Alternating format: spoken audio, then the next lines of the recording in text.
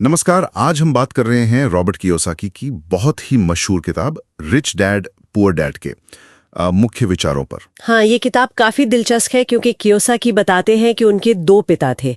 एक उनके अपने पिता जो पढ़े लिखे थे पर आर्थिक रूप से संघर्ष करते रहे, और दूसरे थे उनके दोस्त के पिता जिन्हें वो रिच डैड कहते हैं, कम पढ़े लिखे पर बहुत अमीर। बिल्कुल। और इसी से पैसे को लेकर दो बिल्कुल अलग सोच सामने आती हैं। तो आज हम इन्हीं अलग अलग सोच को समझने की कोशिश करेंगे।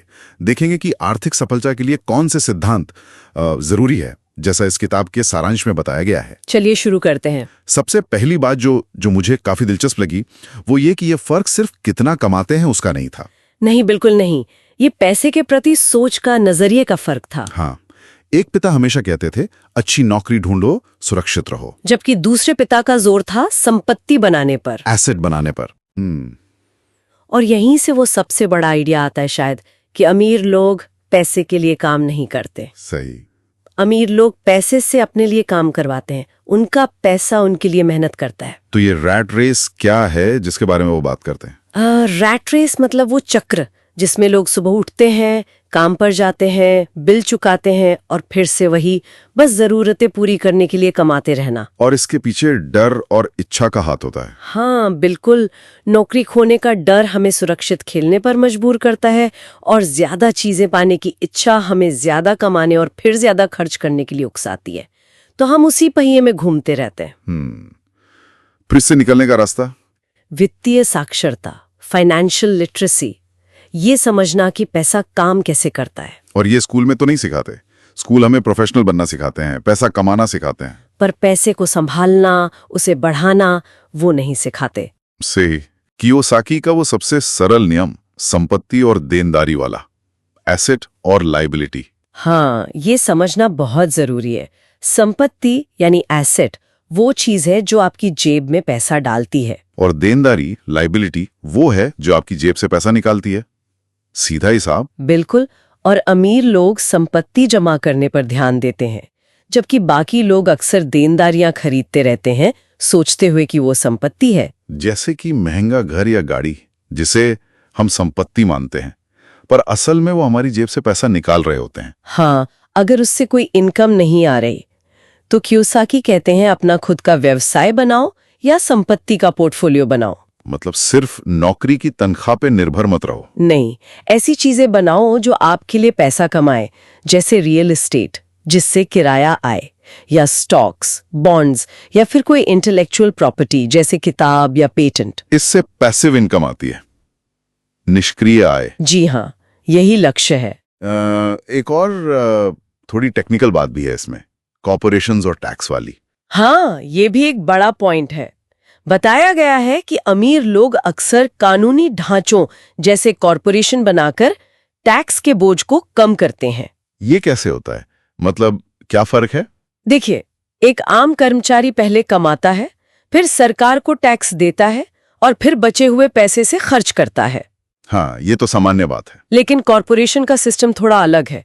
कॉरपोरेशन पहले कमाती है, फिर अपने सारे जरूरी खर्च करती है और उसके बाद जो मुनाफा बचता है उस पर टैक्स देती है। अच्छा, तो खर्च पहले, टैक्स बाद में। हाँ, ये एक बड़ा फायदा है। ये कोई चालाकी नहीं बल्कि सिस्टम की समझ है। ये वित्तीय ज्ञान का हिस्सा है। तो ये किस्मत की बात नहीं है? बिल्कुल नहीं। कियोसाकी कहते हैं अमीर लोग पैसा ईजाद करते हैं, मतलब वो अवसर देखते हैं, समस्याओं का हल निकालते हैं और सोच समझकर जोखिम उठाते हैं। उनकी रचनात्मकता ही पैसा बनाती है। और इसके लिए जरूरी है लगातार सीखना। एक और बात जो मुझे याद आ रही है, पैसे के लिए नहीं, सीखने के लिए काम करो। हाँ, ये बहुत महत्वपूर्ण सलाह है। नौकरी सिर्फ तनख्वाह के लिए नहीं बल्कि नए स्किल्स सीखने के लिए करो, जैसे कि सेल्स, मार्केटिंग, कम्युनिकेशन, लोगों को मैनेज करना, निवेश के सिद्धांत समझना। ये स्किल्स लंबे समय में तनख्वाह से ज्यादा कीमती साबित होते हैं। लेकिन ये सब करने में रुकावटें भी तो आती होंगी। हाँ बिल्कुल, और किताब में उनका जिक्र भी है। सबसे बड़ा है हार का डर। लोग कोशिश करने से ही डरते हैं। और आलोचना का डर भी। लोग क्या कहेंगे। हाँ, फिर आलस, बुरी आदतें, कभी कभी अहंकार कि मुझे सब पता है। ये सब हमें आगे बढ़ने से रोकते हैं। इनसे पार पाना जरूरी है। तो अगर किसी को शुरुआत करनी हो तो कोई पहला कदम? किताब कुछ ठोस कदम सुझाती है। पहला, एक मजबूत क्यों ढूंढो। आपको पैसा क्यों चाहिए? सिर्फ चीजें खरीदने के लिए या आजादी के लिए? ये क्यों आपको प्रेरित करेगा। अच्छा, और फिर? फिर पहले खुद को भुगतान करो। मतलब कमाई का एक हिस्सा सबसे पहले निवेश के लिए अलग रखो, खर्च बाद में। अपनी एसेट वाले कॉलम को पहले भरो। हाँ, और सीखते रहो। किताबें पढ़ो, सेमिनार में जाओ, मेंटर्स ढूंढो, और सबसे जरूरी, जो सीखा है उसे अमल में लाओ। ज्ञान रखना ही काफी नहीं है, उस ज्ञान को इस्तेमाल करना होगा। बिल्कुल। तो निचोड़ यही है कि अपनी सोच बदलनी होगी। पैसे के पीछे भागने के बजाय ऐसा सिस्टम बनाना होगा कि पैसा आपके लिए काम करे। हाँ, संपत्ति बनाओ, देनदारियों से बचो और अपने पैसे को मेहनत पर लगाओ। सही कहा। इन सब बातों को ध्यान में रखते हुए एक सवाल मन में आता है जिस पर शायद सोचना चाहिए।